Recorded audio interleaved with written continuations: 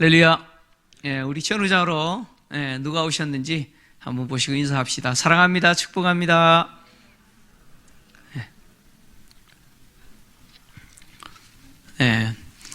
오늘 또 2단계로 조정되는 것 때문에 또 우리 더 많은 성도님들이 또 현장에 오셨고, 오랜만에 이렇게 또 뵙는 성도님들도 있습니다. 이렇게 대면해서 뵙니까 너무 좋습니다. 우리 영상으로 예배를 드리는 성도님들도 또 현장 예배를 또 사모해 주시고, 또 기도하실 때마다 여러분, 자연도 생태계가 있듯이 교회도 생태계가 있습니다. 교회 생태계가 있어요.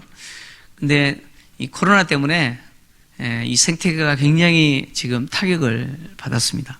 그래서 이 생태계가 더 건강하게 잘 회복될 수 있도록 여러분 기도를 많이 해 주셔야 됩니다. 그냥 회복되는 게 아니고 하나님이 전화유복의 은혜를 주셔서 더 건강하게 회복될 수 있도록 여러분 관심을 갖고 늘 기도해 주시기를 부탁드립니다. 로마로 향하고 있던 이 바울이 탄 배가 유라굴로라고 하는 광풍을 만났습니다.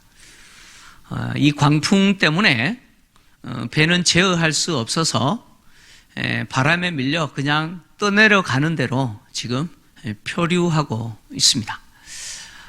배가 가라앉지 않도록 하기 위해서 배에 싣고 있었던 무거운 화물들을 바다에 버렸고, 또 그것도 모자라서 배를 운항하는 데 있어서 정말 중요한 기구들이죠. 기구들도 바다에 버렸습니다. 그럼에도 불구하고 풍랑은 여전하고, 또 여러 날 동안 낮에는 해도 보이지 않고 밤에는 별도 보이지 않습니다. 이 배에 타고 있는 사람들은 구원의 여망마저도 없어져 버렸죠. 배에 타고 있는 사람들은 자신들을 향하여 지금 다가오고 있는 죽음의 순간을 기다리면서 지금 공포에 떨고 있습니다. 여러분 한번 생각해 보십시오. 이제는 죽는 일밖에 없다라고 생각되어질 때, 그리고 점점 다가오고 있는 그 죽음의 순간, 그것을 바라보고 있는 이 배에 타고 있는 사람들이 얼마나 공포에 떨고 있겠습니까? 우리가 병원에 갔는데 암입니다라고 하는 말만 들어도 어때요? 가슴이 철렁하잖아요. 그죠? 근데 1기도 2기도 아니고 말기입니다 그러면 그냥 가슴이 철렁하죠. 다 무너져 버리잖아요. 지금 이 배에 타고 있는 사람들이 지금 그런 상황입니다. 구원의 여망이 없습니다. 이렇게 죽음을 기다리는 그 공포에 사로잡혀 있는 이 절망의 순간에 바울이 구원의 메시지를 선포합니다.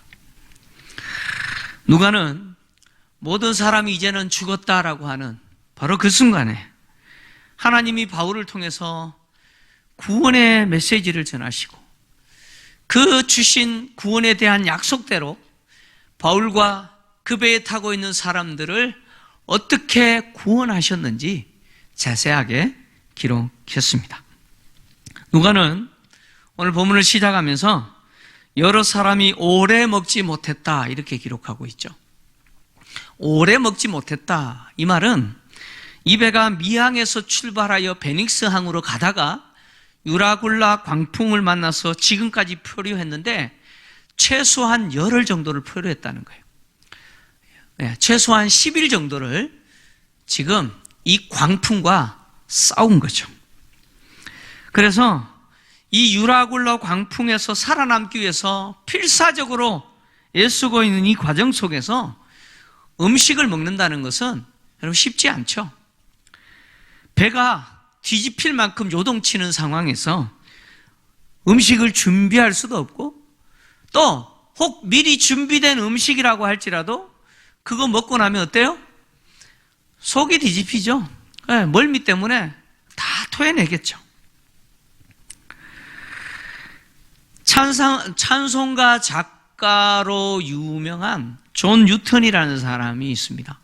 나 같은 죄인 살리신 이걸 작사한 유명한 분이죠. 이분이 과거에 노예 상인이었습니다. 네. 이분이 과거에 선원으로서 지중해를 항해할 때 이 풍랑을 만났던 이야기가 기록이 되어 있는데, 이분의 기록이 이렇게 남아 있어요. 뭐라고 기록했냐면 이렇게 기록되어 있습니다. 그가 풍랑을 만났을 때 이야기입니다. 움직일 수 있는 우리의 모든 것이 선창에 떠 있었고, 음식을 담았던 모든 통들은 배가 심하게 흔들릴 때 여기저기에 부딪혀서 박살나 버렸다. 한편 돼지, 양, 닭, 오리 등 우리의 가축은 폭풍으로 인해 배 밖으로 떠내려가 버렸다. 사실상 우리에게 있던 모든 물품은 적은 양밖에 남지 않아 그것으로는 일주일 정도밖에 버틸 수 없었다. 이 존 뉴턴이 남겨놓은 이 풍랑 맞는 이야기입니다. 지금 배가 뒤집힐 만큼 경로하는 바다에서 이 배 타고 있는 사람들이 음식을 먹는다는 것은 불가능에 가깝죠. 그래서 오랫동안 먹지 못했다. 최소한 열흘 동안 먹지 못했다는 거죠. 살기 위해서 지금 필사적으로 애쓰고 있는 상황에서 음식까지 먹지 못했습니다. 그러니까 지금 이 배를 타고 있는 사람들은 그야말로 기진항 상태죠. 간신히 버티고 있는 거예요. 간신히 버티고 있는 거예요. 이런 절망적인 상황에서 이제 바울이 일어나서 그 사람들 가운데서 외칩니다. 하나님의 구원의 메시지를 전합니다. 바울은 구원의 메시지를 전하기 전에 먼저 무슨 말부터 하느냐? 이렇게 이야기하죠. 글에 대해서 떠나지 아니하여, 내 말을 듣고 글에 대해서 떠나지 아니하여 이 타격과 손상을 면하였더라면 좋았을 뻔했다. 이렇게 말을 합니다. 그레데 미항에서 바울이 이번 항해에 하물과 배와 심지어 사람의 생명까지 타격과 많은 손해를 끼치리라 이렇게 경고했잖아요. 근데 그 경고를 무시하고 베니스항까지 가려고 하다가 지금 이 사단이 난 거잖아요. 이 비극을 겪고 있지 않습니까? 지금 이 배에 타고 있는 사람들은 바울이 하는 이 말 인정할 수밖에 없죠. 바울의 말을 들었으면 이런 일 없었죠. 바울의 말을 들었지 않았기 때문에, 무시했기 때문에 지금 이렇게 타격과 손해를 입었을 뿐만 아니라 생명이 지금 경각간에 달린 이 위기 순간을 맞이한 것이죠. 바울의 말을 들었지 않았기 때문에 이런 일이 일어났다는 거 너무 잘 압니다. 백부장을 비롯하여 선주와 선원들도 자기 지식과 경험 의지했다가 이런 일이 발생한 거 아니에요? 지금 바울이 내 말을 듣고 그레데를 떠나지 말았어야 했다, 그랬으면 이런 타격과 손해 없었다라고 말하는 것은 이런 일이 있게 된 원인자들을 지금 지적하고 그 원인자들에게 지금 책임을 추구하는 게 아닙니다. 누가 잘못했는지 그 잘못을 지적하려고 지금 이런 말 하는 게 아니에요. 바울이 지금 이 말 하는 것은 그때는 내 말 안 들어서 지금 이런 일을 겪고 있지만 지금부터 내가 하는 말 믿어라, 믿어라. 지금부터 내가 하는 말 들으라는 거예요.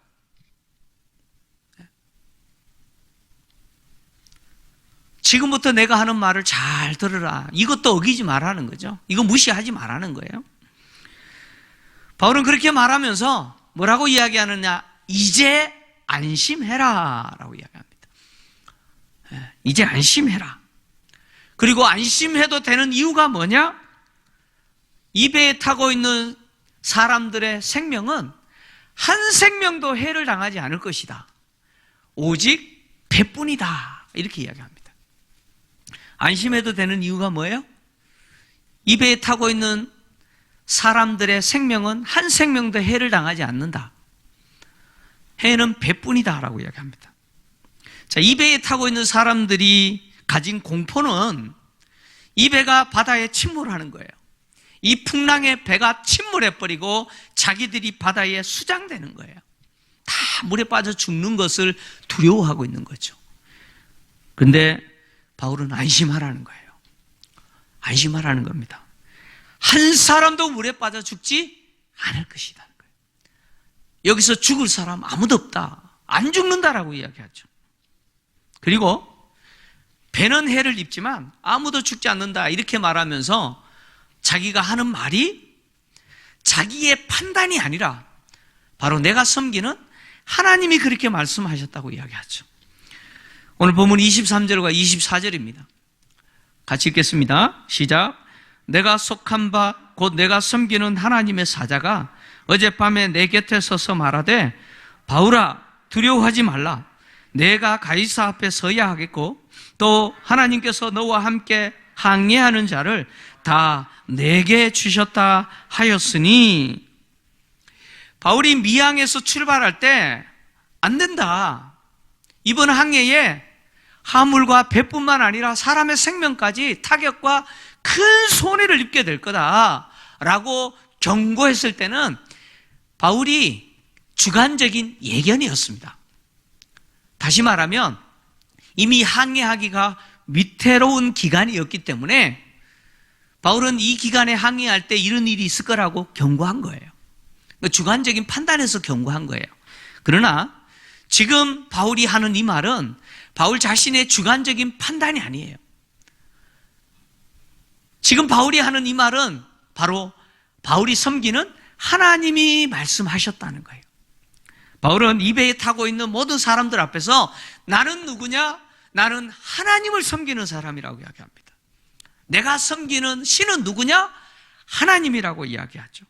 자기가 하나님을 섬기는 사람이라는 것을 밝힌 이후에 그 하나님이, 내가 섬기는 그 하나님이 어젯밤에 사자를 보내서 내 곁에 서서 이렇게 말씀하셨다는 거예요.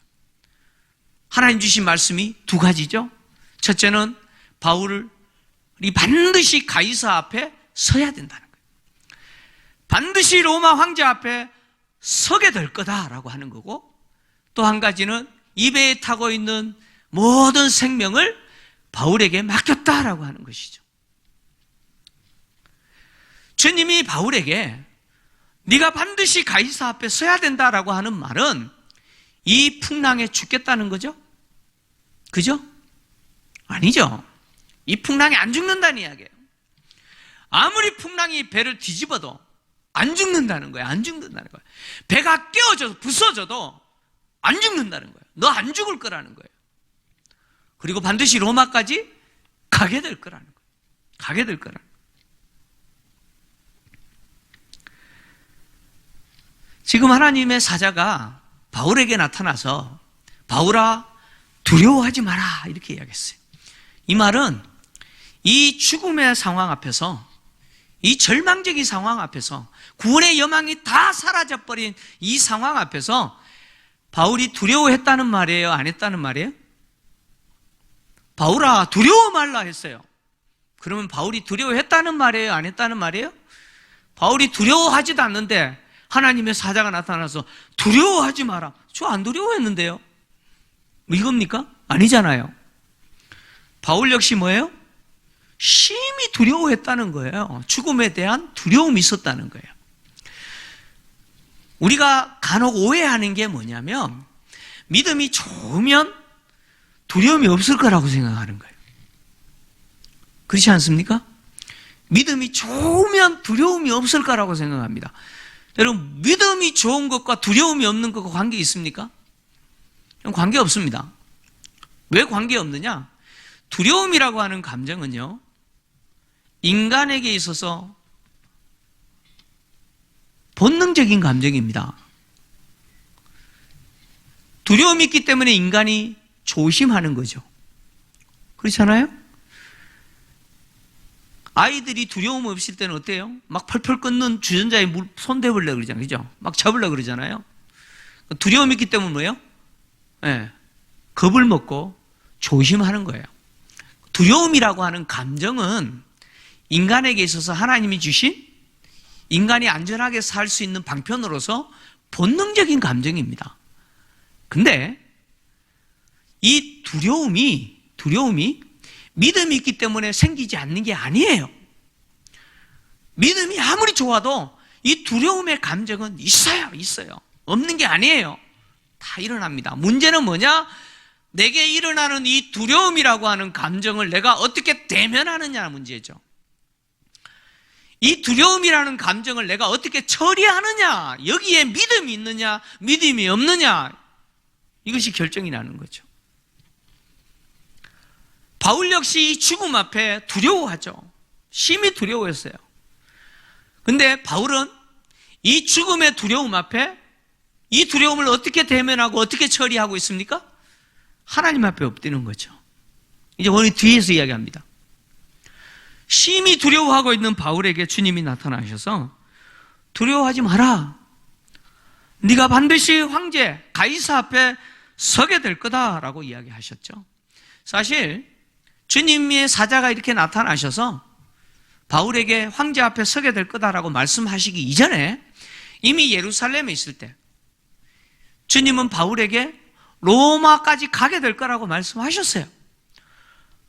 로마에서도 예수님의 일과 관련하여 증언하게 될 거다, 복음을 증언하게 될 거다라고 이미 말씀하셨어요. 사도행전 23장 11절인데요. 우리 같이 읽겠습니다. 성도님들 시작. 그날 밤에 주께서 바울 곁에 서서 이르시되 참 담대하라. 내가 예루살렘에서 나의 일을 증언한 것 같이 로마에서도 증언하여야 하리라 하시니라. 아멘. 바울이 예루살렘 성전 안에서 유대인들에게 잡혀서 죽을 만큼 폭행당하다가 천부장의 손에 구출됐잖아요. 그리고 그 다음날 산헤드린 공회가 열려서 재판을 받았어요. 재판받은 그날 밤에 주님이 바울에게 나타나셔서 바울아 담대해라. 네가 예루살렘에서 나의 일에 증언한 것처럼 로마에서도 증언하여야 하리라. 반드시 로마에서 증언하게 될 것이다. 내가 그렇게 만들 것이다. 이 말씀이잖아요. 주님은 이미 말씀하셨어요. 그 말씀하신 대로 주님은 어떻게 하셨어요? 예루살렘에서 유대인들의 손에서 지켜주셨고 건져주셨고 지금 로마까지 갈 수 있도록 하신 거 아닙니까? 바울을 암살하려고 했던 유대인들의 음모가 드러나게 하시고 그리고 계속해서 이어졌던 벨릭스 총독과 베스도 총독의 재판을 통해서 예수님의 부활을 증언하고 그리고 황제에게 상소하여서 유대인들의 손에서 완전히 벗어날 수 있도록 로마 군대의 보호를 받으면서 지금 어디 가고 있어요? 로마로 가고 있잖아요. 비록 유라굴로 광풍을 만났지만 그래서 배가 표류하게 되어서 구원의 여망조차 다 사라져버린 이 절망적인 상황이 되었지만 그럼에도 불구하고 이 상황이 이 유라굴로 광풍이 로마 황제 앞에 예수의 부활을 증언해야 될 바울의 사명을 막을 수 있어요? 못 막는다는 거예요. 주님이 바울에게 주신 그 사명 감당하는 길을 막을 수가 없어요. 바울이 지금 로마까지 가려고 하는 것은 자신의 굳은 결의가 아닙니다. 내가 가야지. 나 반드시 로마까지 갈 거야. 자기의 결단과 결의가 아닙니다.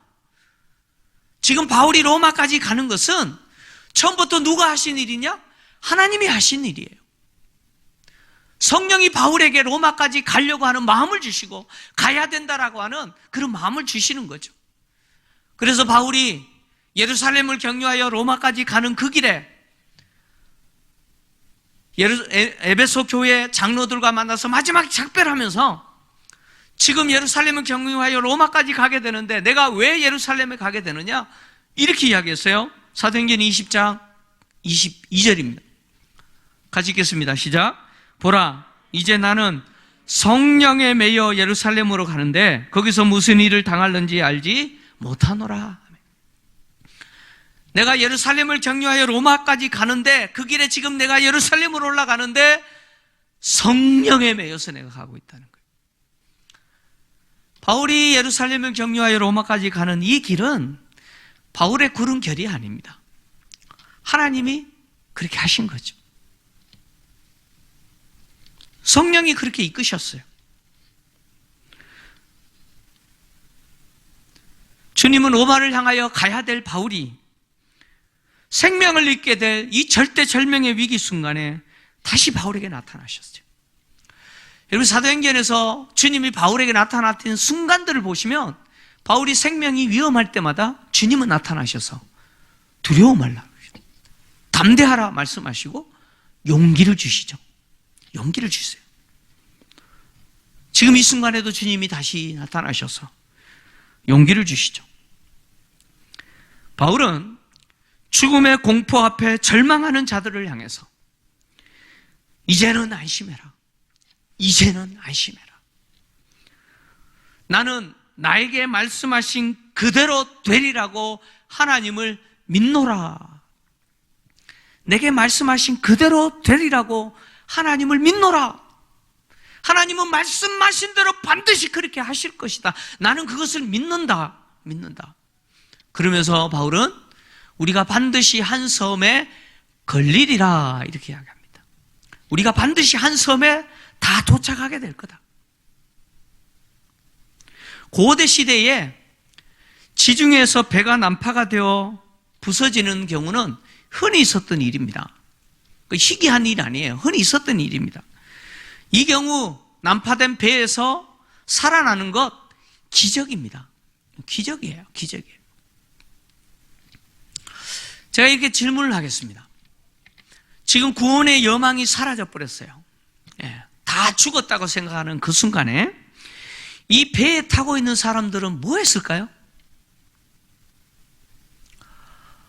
1번, 잠을 잤다. 2번, 자기가 믿는 신들 앞에 살려달라고 아우성 쳤다. 몇 번입니까? 1번입니까? 잠이 옵니까? 지금? 아마 이 배에 타고 있는 사람들은 나름대로 자기들이 섬기는 신들이 있었습니다. 특히 그리스 로마 시대에, 특히 로마는 다신교입니다. 많은 신들을 섬겼어요. 이 배는 알렉산드리아 배입니다. 이집트 배예요. 애굽 배입니다. 여러분 아시다시피 애굽도요? 다신교잖아요. 수많은 신들이 있잖아요. 그러니까 이 배에 타고 있는 사람들은 나름대로 자기가 섬기는 신들 앞에 살려달라고 아우성 쳤을 거예요. 그죠? 전부 기도했을 거예요. 기도했어요. 근데 그 신들 가운데 누구도 그래 내가 살려주겠다 말한 신이 있습니까? 있어요? 아무도 없어요. 그 어떤 신도 내가 살려주겠다라고 한 신이 없어요. 왜요? 생명이 없어서 그래요. 존재하는 신이 아니기 때문에 그래요. 사람이 지어내고 만들어낸 것이기 때문에 그래요. 생명이 없으니 살려주겠다, 구원하겠다라고 말할 수 없는 것이죠. 그러나 누구만이 구원하시겠다고 말씀하세요? 바울이 섬기는 그 하나님. 바울이 섬기는 그 하나님이 바울에게 나타나셔서 사자를 보내시고 구원하시겠다고 약속을 주신 거예요. 왜요? 하나님 외에 없기 때문입니다. 그래서 이사야서는 이사야서를 통해서 이사야 선지자는 나 외에 어떤 신도 없다라고 하나님은 선언하시는 거죠. 나 외에 다른 신은 없어요. 살아계신 유일한 신은 하나님 외에는 없다는 거예요. 그래서 하나님이 이 절망적인 상황에 죽음 앞에 두려워하는 영혼들을 구원하시겠다고 말씀하시는 거죠. 또 물어보겠습니다. 바울은 이 상황에서 뭘 했을까요? 바울도 심히 두려워했어요. 죽을 것을 두려워했어요. 그럼 바울은 뭘 했을까요? 1번, 잠을 잤다. 2번, 하나님께 기도했다. 뭘까요? 바울도 하나님께 기도했지 않겠습니까? 그러면 바울은 어떻게 기도했을까요? 바울은 무엇을 기도했을까요? 하나님 저 좀 살려주세요 이렇게 기도했을까요? 성경은 그거 이야기하지 않아요. 그러나 제가 좀 추론하건대, 제가 추론하는 거예요. 아마 바울은 이렇게 기도했을 것 같아요. 주님, 저를 로마까지 보내신다며요. 로마에서도 주님의 부활을 증언하여야 한다고 하셨지 않습니까? 주님 말씀하신 대로 이렇게 로마로 가는 중에 이 풍랑을 만나서 지금 다 죽게 생겼습니다. 나도 지금 죽게 생겼습니다. 그런데 우리가 할 수 있는 것은 아무것도 없습니다. 주님, 이 절망적인 상황에서 나를 건져주십시오. 나를 살려주십시오. 주님 말씀하신 대로 로마의 황제 앞에서 주님을 증언할 수 있도록 말씀하신 대로 이루어지게 해 주십시오. 그렇게 기도했지 않겠어요? 바울은 그렇게 기도했을 거예요. 하워드 마샬이라고 하는 유명한 신약 교수가 이 본문을 주의하면서 뭐라고 주의했냐면, 이 상황에서 바울은 자신의 구원뿐 아니라 자신과 함께 항해하는 사람들까지 구원해달라고 기도했다, 이렇게 주의했어요. 여러분, 바울이 기도할 때 하나님 나 좀 살려주세요 이렇게 기도했겠어요? 모르겠어요. 저 같으면 그랬을지도 모르겠어요. 다른 사람 죽든 말든 일단 내가 살아야 되니까. 근데 바울은 그렇게 하지 않았을 것 같아요. 바울은 나도 살아야 되지만 누구도 살아야 돼요? 이 배에 있는 이 죽어가는 영혼들 주님 살려달라고 바울은 그렇게 기도했을 거예요. 바울은 그렇게 기도했을 거예요. 주님은 바울의 그 기도를 들으신 거죠. 그 기도를 들으시고 그 밤에 그 절대철명의 위기 순간에 주님이 바울 곁에 사자를 보내시고 이 구원의 약속을 주신 거죠. 너 반드시 가이사 앞에 서게 될 거다. 이 풍랑이 너의 생명을 해치지 못할 것이다. 이 풍랑이 너의 생명뿐만 아니라 이 배에 타고 있는 생명 한 생명도 해치지 못할 것이다. 내가 이 생명들 너의 손에 맡겼다. 주님이 이렇게 약속하신 거죠. 여러분, 주님이 허락하시지 않으면 아무리 풍랑이 배를 뒤집어버리고 배를 깨뜨려버리고 배를 침몰시켜도 하나님이 허락하지 아니하시며 생명 하나 해치지 못합니다. 여러분 믿으십니까? 나의 생명 주인 누구시라고요? 하나님이세요. 하나님이세요. 바울은 로마 황제 앞에 그 시퍼런 권력 아닙니까? 그 로마 황제 앞에서 예수의 부활을 증언해야 돼요.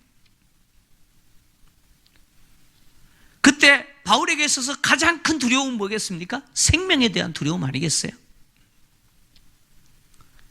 그러나 이 사건을 통해서 다시 한번 바울은 내 생명의 주인이 누구시라고요? 하나님이십니다. 하나님이세요. 하나님이 허락하지 아니하시면 이 무서운 풍랑도 나를 어떻게 할 수 없어요. 내 생명 건들지 못해요. 하나님이 허락하시지 않으면 로마 황제가 아니라 황제의 할아버지라도 내 생명 건들지 못한다는 거예요. 내 생명의 주관자는 하나님이십니다. 하나님이시라. 여러분, 우리의 생명의 주관자가 하나님이심을 믿습니까? 여러분, 내 생명의 주관자가 하나님이시라면 내가 지금 겪고 있는 이 위기와 나를 죽음의 두려움 가운데 빠뜨리게 하는 그 일들 하나님 앞에 엎드시기 바랍니다. 하나님 앞에 엎드려야 돼요. 하나님 앞에 엎드려야 돼요. 오늘 본문에서 바울은 오늘날 세상과 교회, 성도와 세상과의 관계에 있어서 매우 중요한 진리 한 가지를 말해줍니다. 바울은 배에 타고 있는 모든 사람들이 죽지 않을 거라고 선언합니다. 안심해라, 이제 안심해라. 생명은 하나도 해함받지 않을 것이다. 아무도 물에 빠져 죽지 않는다. 배는 깨어져서 난파될지 몰라도 아무도 안 죽는다. 근데 그 이유가 뭐냐? 나 때문이다라고 이야기합니다. 이 배에 타고 있는 사람들이 죽지 않는 이유가 뭐냐? 나 때문이라고 이야기해요. 나 때문이라고. 주님의 사자가 바울에게 이렇게 이야기하죠. 너와 함께 항해하는 자를 다 내게 주셨느니라. 이 배에 타고 있는 생명들 다 바울의 손에 주셨다는 거예요. 이 말은 바울 때문에 이 배에 타고 있는 사람들 한 사람도 물에 빠져 죽지 않을 것이라는 거죠. 성경은 악한 세상이 지금도 유지되고 악인들이 생명을 계속해서 얻어 살아가고 있는 이유는 바로 하나님의 자녀들인 의인 때문이라고 이야기합니다. 하나님의 말씀은 이 악한 세상 사람들이 오늘 또 생명을 유지하면서 살아가는 이유가 뭐냐? 하나님의 자녀들인 의인 때문에 저들이 살아가고 있다고 이야기합니다. 창세기를 보면 하나님이 소돔과 고모라를 심판하시기로 결정합니다. 그리고 아브라함을 방문하시죠. 그리고 소돔과 고모라에 대한 심판 계획을 이야기하십니다. 그때 아브라함이 그 계획을 듣고 하나님께 중보기도 하죠. 하나님께 간절히 호소하면서 기도합니다. 뭐라고 기도하느냐? 창세기 18장 23절에서 26절 보면 이렇게 기도해요. 아브라함이 가까이 나아가 이르되 주께서 의인을 악인과 함께 멸하려 하시나이까? 그 성중에 의인 50명이 있을지라도 주께서 그곳을 멸하시고 그 50 의인을 위하여 용서하지 아니하시리이까? 주께서 이같이 하사 의인을 악인과 함께 죽이심은 부당하오며 의인과 악인을 같이 하심도 부당하니이다. 세상을 심판하시는 이가 정의를 행하실 것이 아니니까? 하나님이 이렇게 대답하시죠. 26절 같이 읽습니다. 시작. 여호와께서 이르시되 내가 만일 소돔 성읍 가운데서 의인 50명을 찾으면 그들을 위하여 온 지역을 용서하리라. 의인 50명 있으면 소돔과 고모라 멸망시키지 않겠다는 거예요. 심판하지 않으시겠다는 거예요. 그 의인 50명에서 45명으로 40명으로 이어서 30명으로 20명으로 마지막으로 10명까지 내려가죠. 32절 같이 읽습니다. 시작. 아브라함이 또 이르되 주는 노하지 마옵소서. 내가 이번만 더 아뢰리이다. 거기서 10명을 찾으시면 어찌하려 하시나이까? 이르시되 내가 10명으로 말미암아 멸하지 아니하리라. 아멘.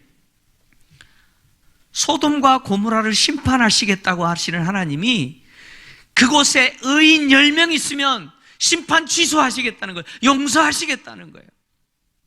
그러나 안타깝게도 소돔과 고모라에는 의인 10명이 없어서 하나님의 심판으로 멸망당합니다. 하나님은 예레미야 선지자를 향해서 예루살렘 성이 하나님의 심판으로 멸망당할 것인데 의인 한 사람이 없어서 그렇다고 이야기하죠. 예레미야 5장 1절입니다. 같이 읽겠습니다. 시작. 너희는 예루살렘 거리로 빨리 달리며 그 넓은 거리에서 찾아보고 알라. 너희가 만일 정의를 행하며 진리를 구하는 자를 한 사람이라도 찾으면 내가 이 성읍을 용서하리라. 예루살렘 성이 하나님의 심판으로 멸망당하게 생겼는데 하나님은 예레미야 선지자를 향해서 빨리 달려가서 거리에서 정의를 향하고 진리를 구하는 그 의인 한 사람이라도 찾아봐라. 있으면 내가 용서하리라. 안타깝게도 예루살렘은 의인 한 사람 없어서 바벨론에 의해서 멸망당합니다. 오늘날 세상 사람들이 이렇게 생명을 유지하면서 살아가는 이유는 하나님의 자녀들인 의인들 때문에 살아가고 있는 거예요. 여러분 믿으십니까? 이건 제 이야기 아니에요. 성경 이야기예요. 세상 사람들이 오늘 또 생명을 유지하면서 살아가는 이유는 하나님의 자녀들인 교회와 성도들 때문에 살아가고 있는 거예요. 주님은 이 패역한 세상을 반드시 최종적으로 심판하시기 위해서 다시 오실 겁니다. 주님이 다시 오시는 그날은 인류의 역사가 끝나는 날이죠. 이 악한 세상을 하나님이 최종적으로 심판하시는 날입니다. 근데 이렇게 최종적으로 세상을 심판하시기 위해서 오시는 그 세상 끝날에 대해서 주님은 제자들에게 이렇게 말씀하셨죠. 마태복음 24장 14절 같이 읽겠습니다. 시작. 이 천국 복음이 모든 민족에게 증언되기 위하여 온 세상에 전파되리니 그제야 끝이 오리라. 끝이 오리라. 그 세상 끝날이 언젠지는 알지 못하지만 그러나 반드시 끝은 올 것인데 그 끝은 언제 오느냐? 이 복음이, 천국 복음이 모든 민족에게 증언되기 위하여 온 세상에 전파될 것인데 그때 끝이 될 거다. 이 말을 다르게 이야기하면 하나님이 구원하시고자 하시는 하나님의 자녀로서 그 마지막 의인 한 사람에게 복음이 증언되어지고 그가 예수 그리스도를 영접하고 구원받게 되면 하나님은 인간의 역사를 끝내시겠다, 그런 이야기예요. 인류의 역사를 하나님이 그때 끝내시겠다는 거예요. 그러니까 오늘도 세상 역사가 계속해서 진행되고 있는 것은 아직도 하나님이 찾으셔야 될 하나님의 자녀로서 그 의인 한 사람 남아있다는 이야기죠. 남아있다는 이야기예요. 세상은 우리 때문에 지금도 유지되는 거예요. 믿습니까? 세상은 교회와 성도 때문에 지금 유지되는 거예요. 그럼에도 불구하고 세상은 교회 때문에, 예수 믿는 그리스도인들 때문에 자기들이 지금 살아가고 있다는 사실을 몰라요. 압니까? 모르죠. 모르기 때문에 이 코로나 시대에 교회가 마치 코로나를 확산시키는 주범처럼 자신들의 생명을 해치는 존재들인 것처럼 그렇게 비난하고 욕하고 모함하잖아요? 여러분 그렇잖아요? 예?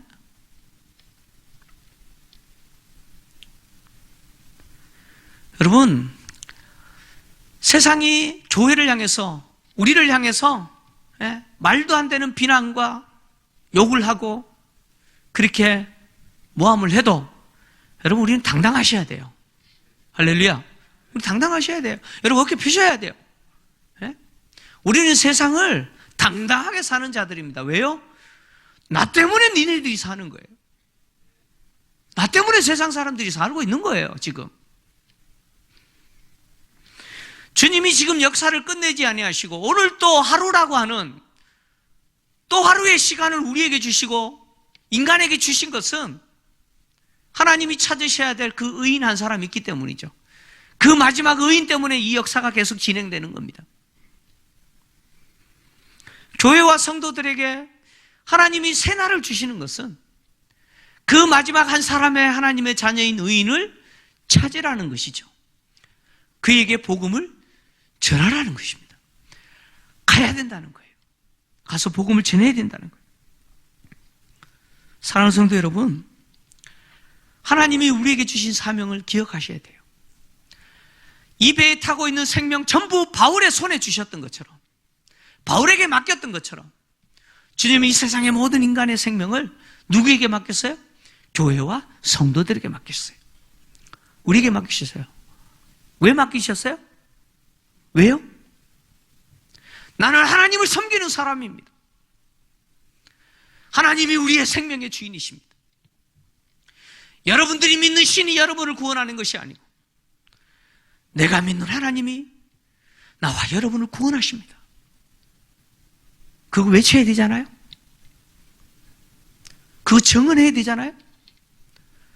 그 사명 감당하라고 오늘 또 우리에게 하루를 주시고 이 역사를 하나님이 계속 진행하고 있다는 사실을 여러분 기억하시고 우리 교회와 우리 성도들에게 주신 이 증인의 사명, 세상 사람들의 생명을 내 손에 맡기셨다라고 하는 이 사명, 여러분 담대하게 끝까지 감당하시는 우리 성도님들 되시길 주의 이름으로 축원합니다.